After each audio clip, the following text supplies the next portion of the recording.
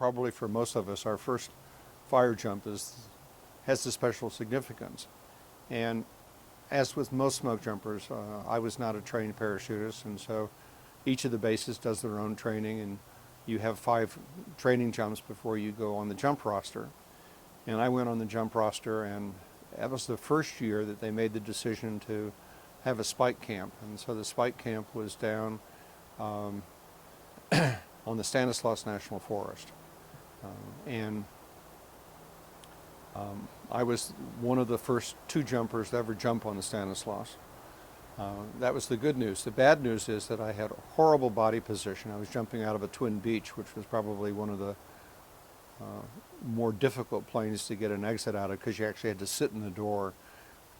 And so for my first fire jump, I'm in the door and I'm trying to look for the spot, and I had my head down, and I got tapped out, and my head was down, and I just went spinning. And so my chute opened up, and I swung up, and I had about 6 of parachute risers underneath my leg as I'm floating down into this alpine meadow.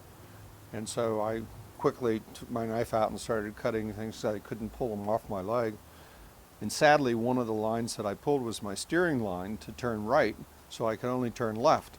So I had to keep trying to make left turns into a relatively tight spot. And as luck would have it, I put my chute over the tallest tree within about 5 miles. And so for the next 2 weeks, all the pilots and stuff would say, well, go out to Peter's chute and turn right.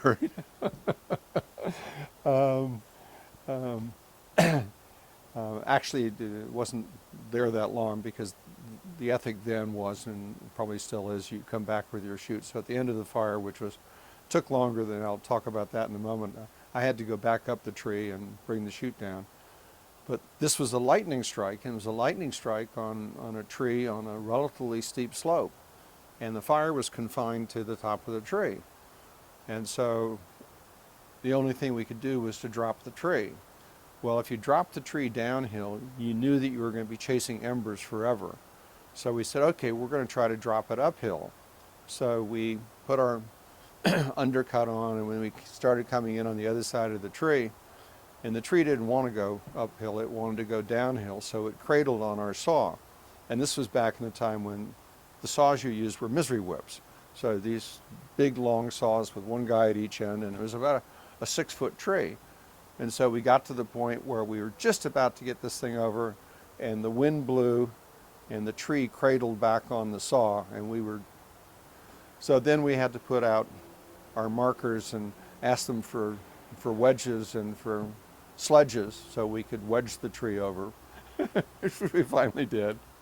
And then I got my chute back, and then we walked back in, and they were incredibly pleased to see us, because it's the first time they'd ever used jumpers on the Stanislaus. And so, that was a good, it wasn't straightforward, and the jump didn't go perfectly, and the tree didn't come down perfectly, but it was a great experience.